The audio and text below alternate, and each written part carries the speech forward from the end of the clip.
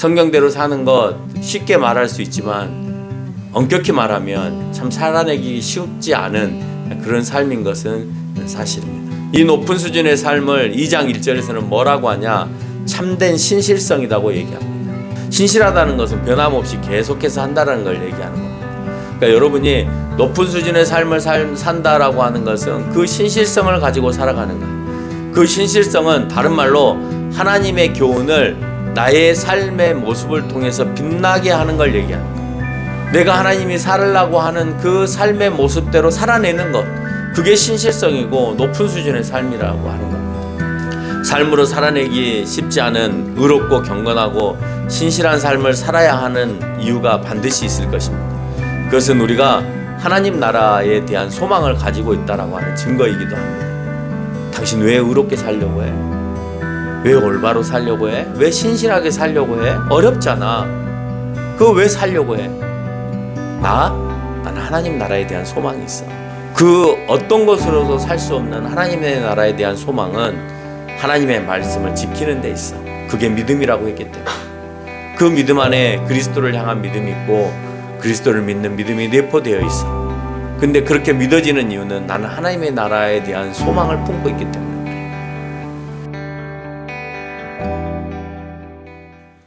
최근 기독교계의 목사님들 가운데 김장한 목사와 손현보 목사님이 구속되는 사건이 있었습니다.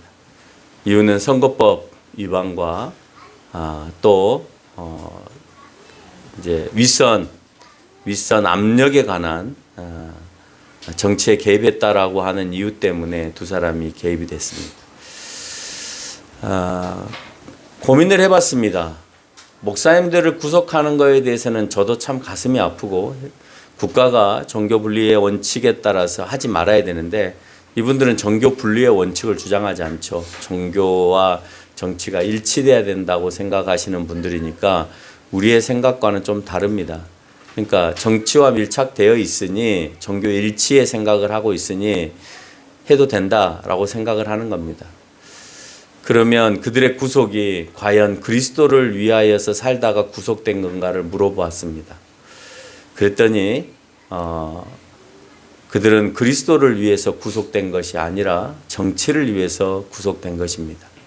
그러니까 세상은 또다시 언론을 통하여서 그들을 업신여기는 일들을 하게 되어지는 것을 볼 수가 있습니다. 영광스럽지 않죠. 주님을 위해서 예배를 방해해서 예배를 못 드리니까 그것을 저항하여서 우리 예배 드리게 해달라고 구속을 했으면 그건 주님께 영광스러운 일이고 국가가 우상을 숭배하게 했는데 내가 그것을 거부하고 투옥이 됐다. 영광스러운 일이죠. 그런데 내가 원하는 정치인들의 편향된 생각과 말들을 함으로 인해서 구속이 됐다. 그건 그리스도와 상관이 없는 일이다라고 하는 겁니다. 정치적인 이슈에 휘말려서 목사나 기독교인들이 업신여김을 받거나 천대시 되는 것을 주님을 위한 영광스러운 일이라고 말할 수 없는 것입니다. 어쩌면 그런 차원에서 이분들은 과거에 민주화 운동이 일어날 때 학생들을 교회에서 보호하지 않았습니다.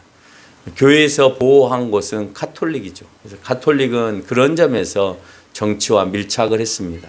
그러나 그 상황에서는 다른 지역에 다른 당에 있었던 사람들은 그곳에 민주화 운동을 했던 학생들에게 함께 한 게 아니라 대러 반대되는 사람의 함께 함으로 인하여서 지금의 민주화 세력들이 그들을 어쩌면 싫어할 수 있다는 겁니다. 중요한 건 그들을 통해서 국가는 민주화를 이루었고 우리가 직접 대통령을 뽑는 이런 세상을 만들었음에도 불구하고 그것에 대해서 비판을 하고 있다는 거죠.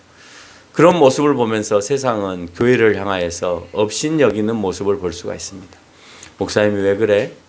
왜 최상병 사건에 목사가 연루가 되어 있고 왜 정치를 투표를 하는 기간에 목사님들이 그 정치인들을 교회에 불러다가 이 사람에게 표를 달라라고 하는 것을 하게 해 라고 얘기하는 거죠. 그래서 전통적인 교회들은 예배 시간에 정치인들이 절대 오지 못하게 합니다.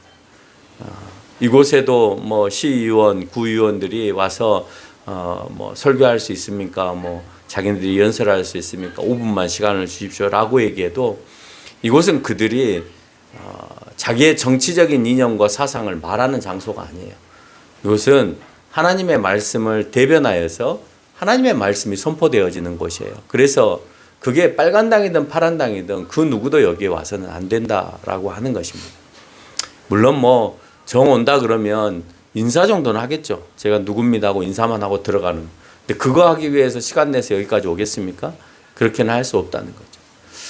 일방적으로 상대에게 업신여김을 받지 않으려면 어떻게 해야 되느냐? 그러니까 이분들이 말과 행동이 일치되었으면 업신여김을 받지 않았을 것입니다. 그런데 말과 행동이 일치되지 않는 그런 상황이 되었습니다. 예수 그리스도를 믿는 사람들은 무엇에 근거해서 행동이 일치돼야 할까 하는 것을 생각해 볼 필요가 있겠죠. 여러분, 예수님을 믿는 사람은 무엇에 근거해서 행동이 일치가 돼야 돼요? 예, 성경 말씀에 근거해서 일치하는 행동을 해야 합니다. 이것을 근거로 디도서는 바울을 통해서 먼저 된 그리스도인들, 예수 그리스도를 그러니까 먼저 된 그리스도인들이 아직 예수 그리스도를 믿지 않는 사람과 앞으로 믿을 사람을 향하여서 이제 너희가 그 말씀에 기준하여서 행동으로 옮겨지는 삶을 살고 너희가 그렇게 삶으로 인해서 그 사람들에게 교육해야 된다라고 하는 것을 선포하고 있습니다. 디도서에서 요구하는 삶의 수준은 어떻게 보면 당연한 삶이지만 지키려고 보면 매우 높은 수준의 삶이 될 수가 있습니다. 그리고 성경대로 산다는 것이 쉬운 일일까요? 어려운 일일까요? 어려운 일이죠. 근데 성경대로 안 살면 세상은 어머니 기독교인이신데 어머니 왜 그러세요? 아버지 기독교인이신데 왜 그러세요? 할머니 성경대로 산다며요. 근데 왜 그렇게 사세요? 선생님 성경대로 사신다며 왜 그러세요? 라고 우리는 얼마든지 앞에서 얘기하는 것처럼 업신여김을 받을 수 있는 그런 삶을 살 수 있다라고 하는 것입니다. 성경대로 사는 것 쉽게 말할 수 있지만 엄격히 말하면 참 살아내기 쉽지 않은 그런 삶인 것은 사실입니다. 그렇다고 그럼 우리가 포기해야 되느냐? 그렇지는 않습니다. 또 우리가 어렵다고 생각하지만 또 너무 쉬울 수도 있습니다. 늘 그렇게 살아버리면 우리가 법을 지키는 게 어려울 수도 있지만 쉬울 수도 있는 것과 같은 겁니다. 우리가 꼭 법을 알아서 법을 지키나요? 여러분이 법을 만약에 안 지킨다면 지금도 경찰서나 검찰청에 가 있어야 되는데 그렇지 않은 이유는 평상시에 내 삶이 양심과 또 내가 가지고 있는 준법 정신을 가지고 살아가기 때문에 내가 아직도 경찰서에 가 있지 않고 검찰에 가 있지 않죠. 그러나 그 법을 다 알고 다 지켜야 된다고 할 때는 얼마나 어려운 삶을 살아야 되겠습니까? 성경이 그래요. 다 알고 다 지키려면 어렵지만 이건 하나님이 좋아하시는 일이야. 이건 하나님이 좋아하시지 않는 일이야 라고만 분별해서 산다 해도 그 사람의 삶의 수준이 얼마든지 높아질 수 있다라고 하는 거예요. 이 높은 수준의 삶을 2장 1절에서는 뭐라고 하냐? 참된 신실성이라고 얘기합니다. 뭐라고요? 참된 신실성. 신실하다는 것은 변함없이 계속해서 한다는 걸 얘기하는 겁니다. 그러니까 여러분이 높은 수준의 삶을 산다라고 하는 것은 그 신실성을 가지고 살아가는 거예요. 그 신실성은 다른 말로 하나님의 교훈을 나의 삶의 모습을 통해서 빛나게 하는 걸 얘기하는 거예요. 하나님의 교훈이 뭐예요? 말씀이에요. 그 말씀이 나의 삶을 통해서 빛나는 것. 이게 신실성이에요. 내가 하나님이 살으려고 하는 그 삶의 모습대로 살아내는 것. 그게 신실성이고 높은 수준의 삶이라고 하는 겁니다. 남들이 해내지 못하는 것. 그래서 나는 해내는 것. 정말 누가 봐도 정말 믿음 좋은 내 할머니, 믿음 좋은 내 어머니, 믿음 좋은 내 아버지의 모습이 우리의 삶 가운데 드러나야 된다는 거죠.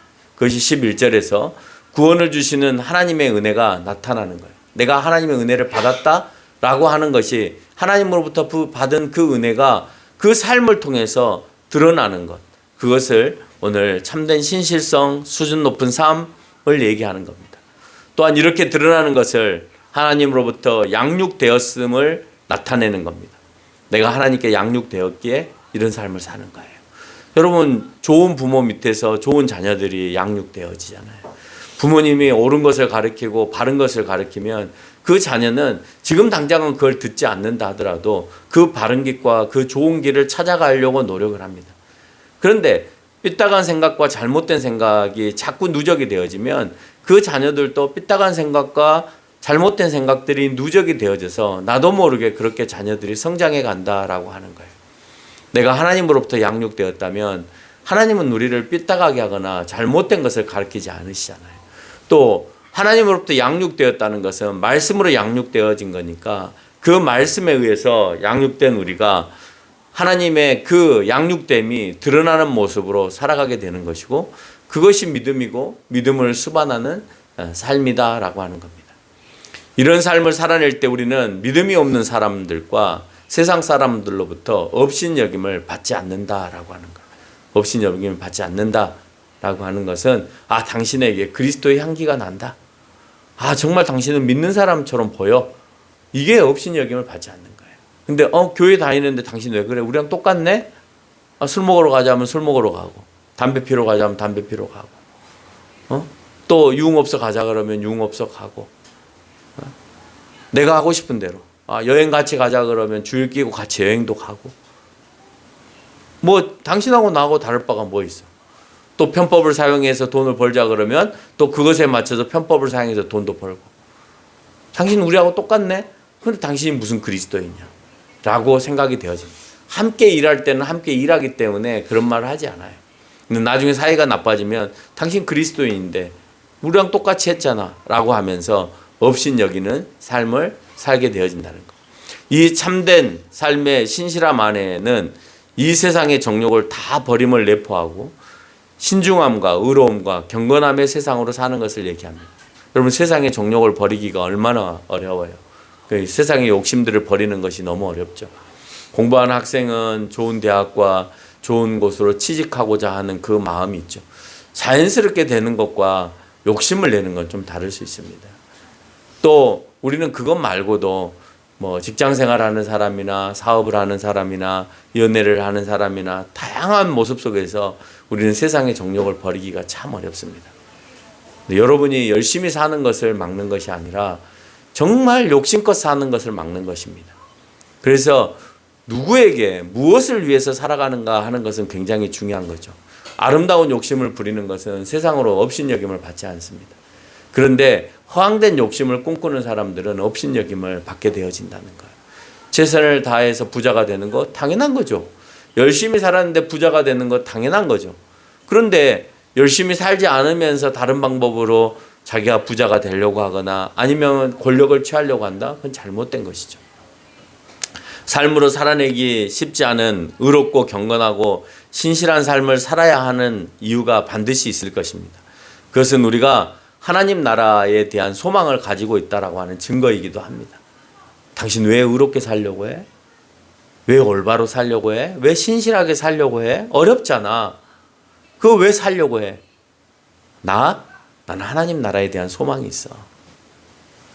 그 어떤 것으로도 살 수 없는 하나님의 나라에 대한 소망은 하나님의 말씀을 지키는 데 있어. 그게 믿음이라고 했기 때문에.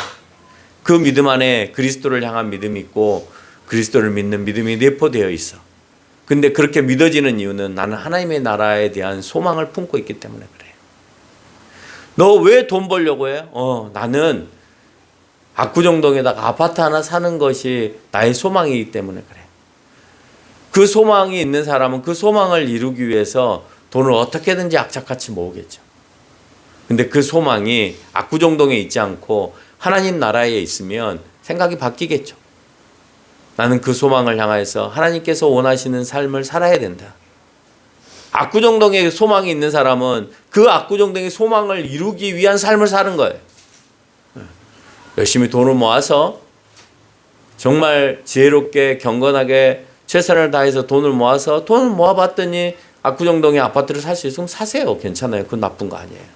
근데 그걸 사기 위해서 하나님의 것들을 뺏어가면서까지 하는 것은 옳지 않은 거다라고.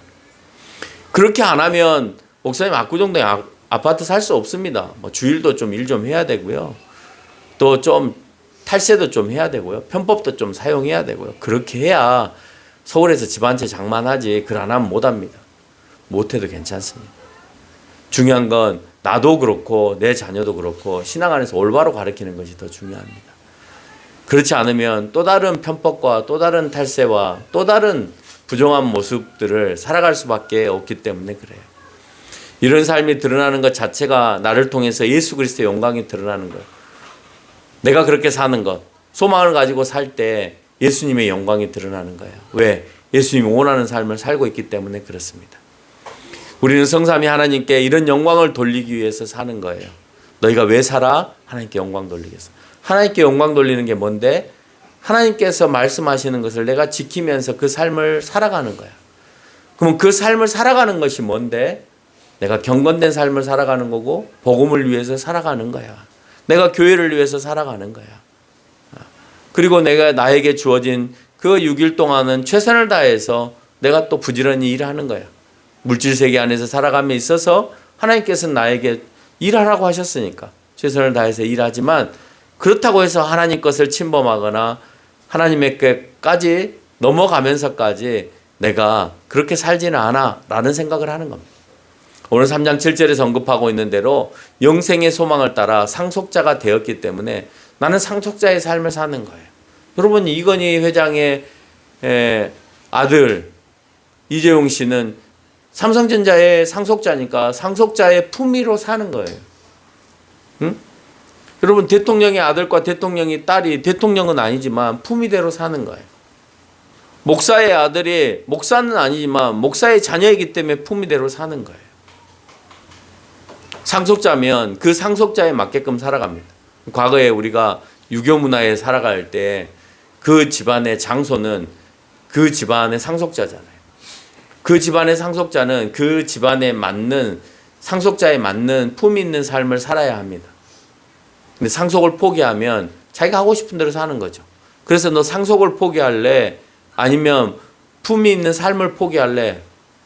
아주 개혁적이고 개방적인 사람은 상속을 포기하고 세상에 나가서 자기 마음껏 사는 거고요. 아니야, 내가 상속자로 살아갈래? 라고 하면 그 집을 지키면서 그 집을 보호하면서 제사도 지내면서 그렇게 살아왔던 것 같아요. 그래서 바울은 디도에게 얘기합니다. 디도야, 이런 교훈이 쉽지 않아서 할까 말까 고민하면서 말 못하지 말고 3장 8절에서 말씀하고 있는 것처럼 굳세게 말해라 라고 표현합니다. 너희 오늘 그레데 섬을 향하여서 옳지 않은 삶을 살아가고 있는 너희 지역의 사람들을 향하여서 이걸 말해야 되나? 말아야 되나? 이걸 이렇게 말했을 때 저 사람들이 상처받지는 않을까? 이렇게 말하는 것이 힘들지는 않을까? 혹시 내가 또 이렇게 말했는데 지키지 못해서 저 사람들의 손가락질이 나한테 돌아오지 못할까라고 할 때 바울은 디도를 향하여서 굳세게 말해라. 그래야 너도 지키고 상대도 지키게 되어진다. 그렇게 말해야 너도 모범이 되기 위해서 노력할 거 아니냐라는 얘기를 합니다. 굳세게 말함과 굳세게 지킴이 없이는 세상으로부터 우리는 언제든지 업신여김을 받을 것입니다. 기독교인들 너희가 우리와 다른 게 뭐가 있어? 라는 말 자체가 업신여김을 받는 것이고 내가 굳세게 교인들을 인도하지 못함으로 인하여서 얻어지는 것이다 라고 하는 것입니다. 좀 더 신앙으로, 좀 더 말씀으로, 좀 더 예배로 목사가 이끄는 이유는 목사의 욕심이 있어서가 아니라 여러분 성경에서 그렇게 얘기하고 있기 때문에 그래요. 그렇게 말하면 목사가 인기가 없다는 거 다 알아요. 그냥 오무온대로 가면 간대로 와서 편하게 쉽게 본인이 하고 싶은 대로 다 내버려 두면 좋죠. 그러면 더 잘 될 것 같죠. 그러나 그런 사람들은 조그마한 풍파에도 무너지고 잘못된 믿음과 신앙관을 가지고 있기 때문에 왜 하나님은 내 풍파 가운데 관여하지 않으시고 나를 돕지 않으시지라고 하면서 조금만 시련이 있어도 무너지는 것을 우리가 볼 수가 있습니다. 예수님의 십자가의 사건은 지금까지의 우리의 죄의 도말만을 의미하는 건 아닙니다. 여러분, 예수님이 왜 십자가에 돌아가셨어요? 우리의 죄 때문에. 우리의 죄를 없애주시기 위해서. 그것만 의미하는 거 아니란 말이죠. 예수님의 십자가의 죄사함은 너의 죄를 도말했으니까 이제는 죄 짓지 말아야 된다라고 하는 것을 의미하는 거예요. 이미 과거의 죄를 도말했지만 앞으로의 죄는 너희 몫이야.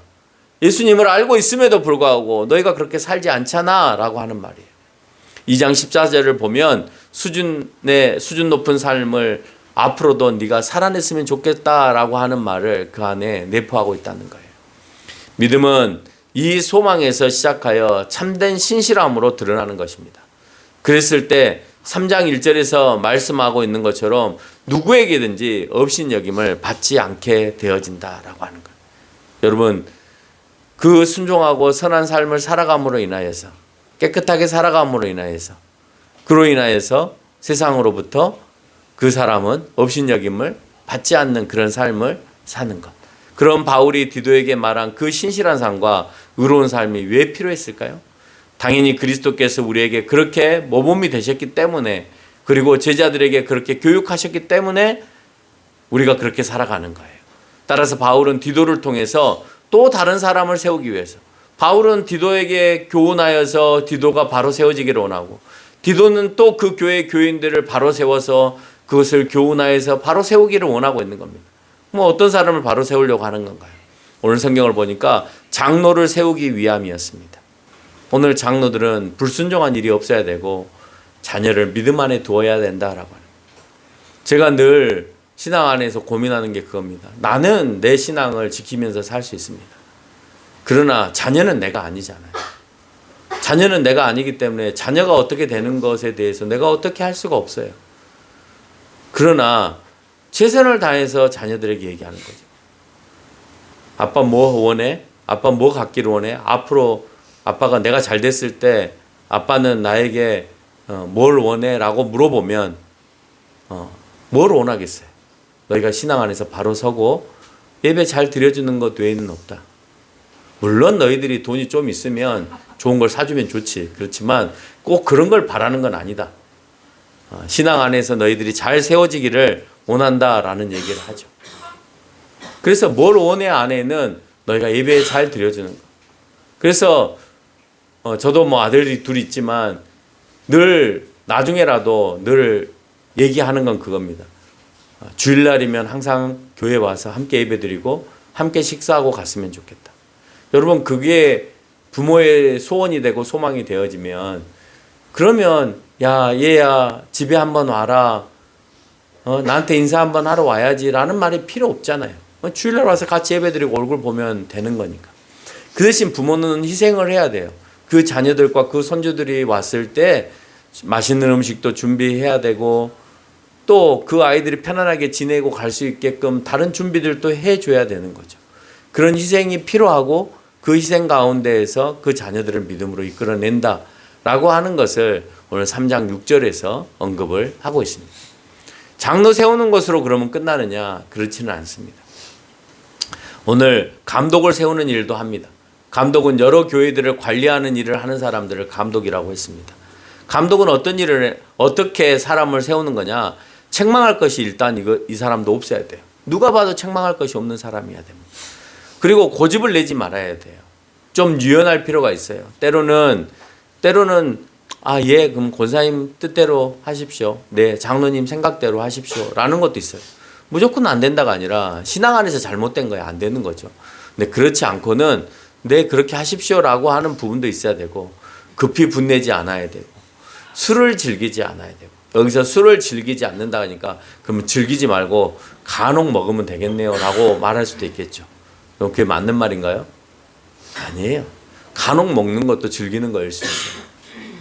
그러니까 감독이 되려면, 여러 교회를 다스리는 사람이 되려면 술을 멀리하고 구타하지 않고 더러운 이득을 취하지 않고 나그네를 대접하고 선행을 좋아하며 신중하며 의로우며 거룩하며 정결해야 된다라고 하는 말들을 오늘 3장 7절에서 8절까지 계속해서 언급을 하고 있습니다.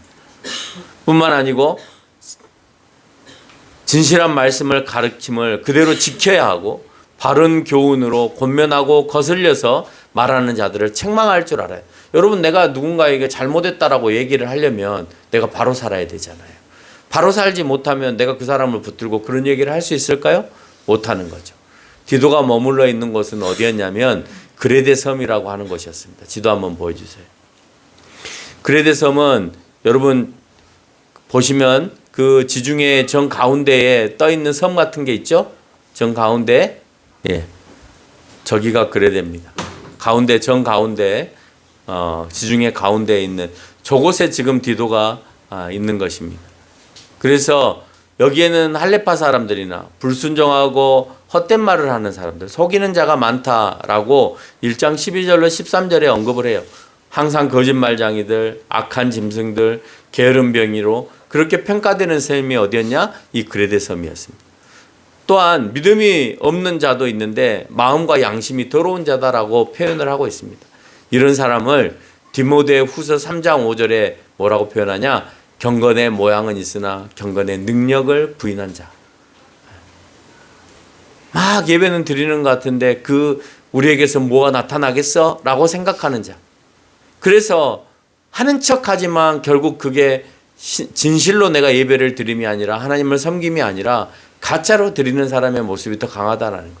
이런 사람의 특징이 1장 16절에 하나님을 시인하나 행위로는 부인하니 가증한 자요 복종하지 아니한 자요 모든 선한 일을 버린 자다라고 표현해요.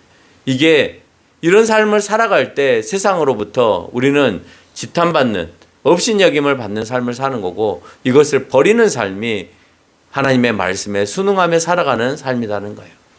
이런 사람들을 위해서 그레데 섬에는 바로선 장로와 감독이 필요했던 거예요.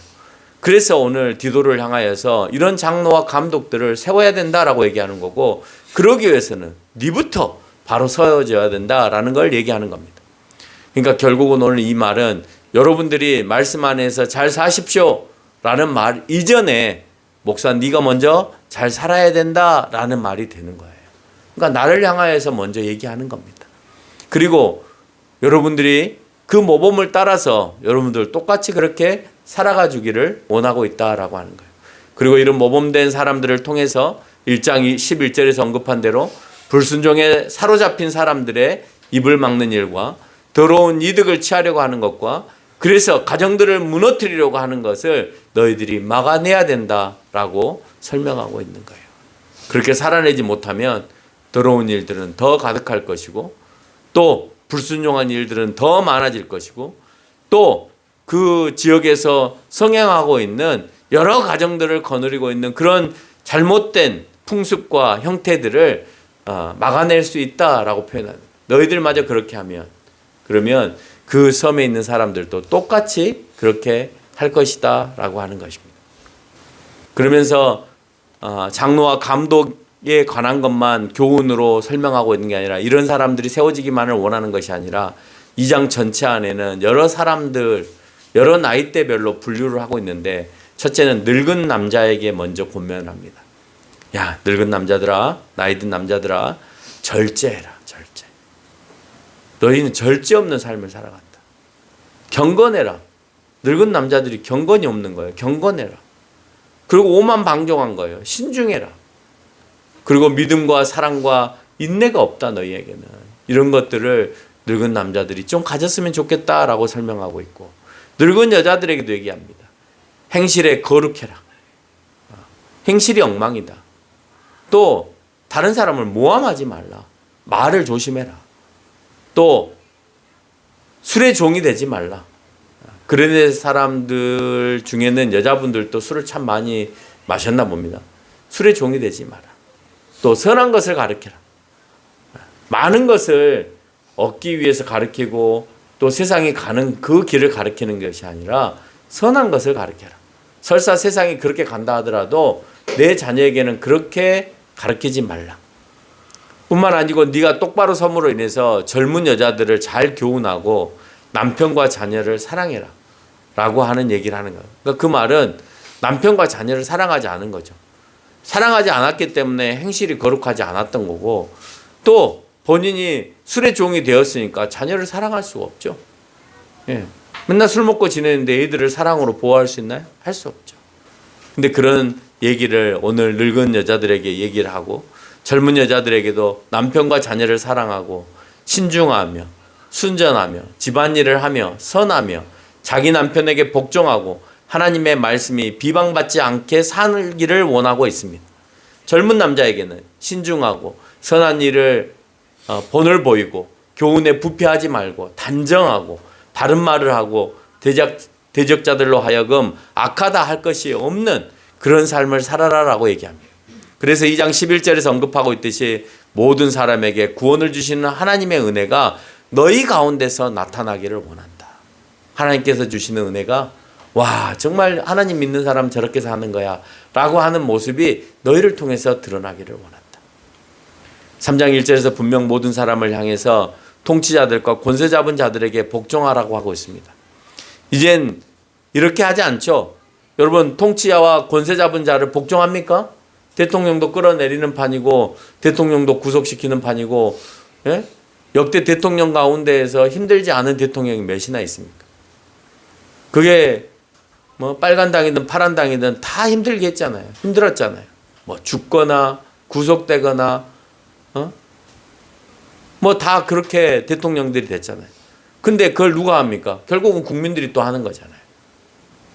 우리가 성경에는 통치 받는 자들과 권세 잡는 자들에게 복종하라 했으니까 복종합니까? 세상은 지금 저항하고 있습니다. 그리고 자신들이 좋아하는 정치인이 있으면 그 좋아하는 정치인에게만 복종합니다. 근데요, 이 책이 쓰여질 당시에 복종할 만한 사람이었기 때문에 복종하라고 한 게 아니에요.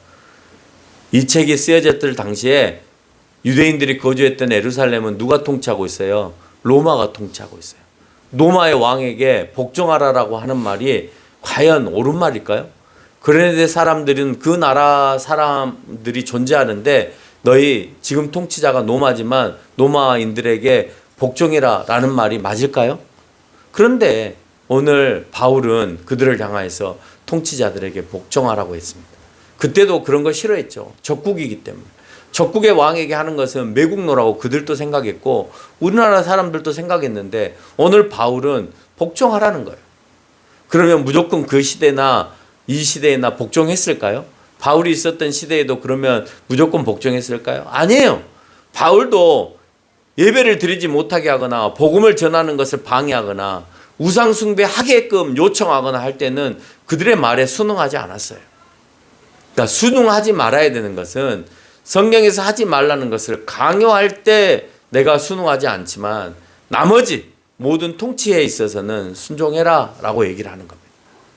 과거에 진정한 기독교인들, 여러분이 다니고 있는 이 교회는 다른 것에 대해서 정치인들에게 불복종한 것이 아니라 우상 숭배와 예배를 드리지 못하게 하는 것에 대해서 불복종해서 만들어진 교회입니다. 그게 초대교회도 마찬가지고. 그래서 기독교인들이 그 말에 복종하지 않아서 우상 숭배하지 않고 왕에게 숭배하지 않음으로 인해서 콜로세움의 사자의 밥이 되거나 아니면 화형장에서 화형으로 태워짐을 당하거나 그런 일이 벌어졌고 12명의 사도 요한만 빼놓고 나머지의 사도들은 다 순교하는 그런 삶을 살았어요. 그건 뭐냐?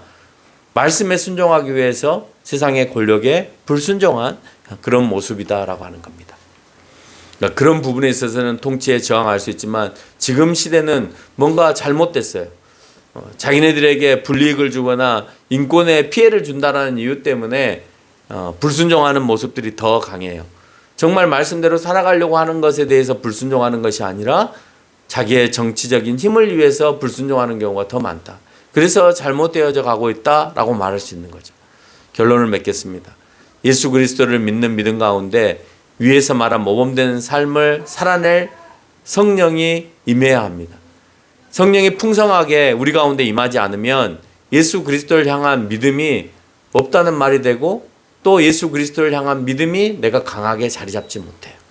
성령이 풍성하게 임하려면 말씀을 통한 내 삶이 늘 변화되어지고 그 경건한 삶에 들어갈 때 성령은 내 안에서 작용하시는 거예요.